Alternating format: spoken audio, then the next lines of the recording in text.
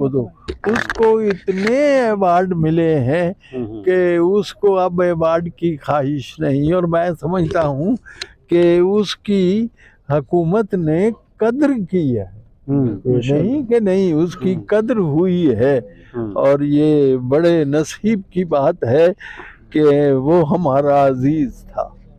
हैं जी, तो अल्लाह ताला उसकी बख्शिश सर उन्होंने फरमाए। बिलातदाद शेर व शायरी की, अपनी गजलें की, कोई एक शेर जो अभी भी आपके दिल में है, सेव है उनका, कोई एक है कोई गजल? उनका जी सर, शेर जो आप सुनते हो, जो आपको पसंद हो। आपके तो लाखों करोड़ों मदाह हैं, लेकिन आप किसी एक शेर के मदाह उनके हैं, वो तुम्हें निकाल के हिसाब जीस का इतना सा गोशवारा है, तुम्हें निकाल के देखा तो सब खसारा।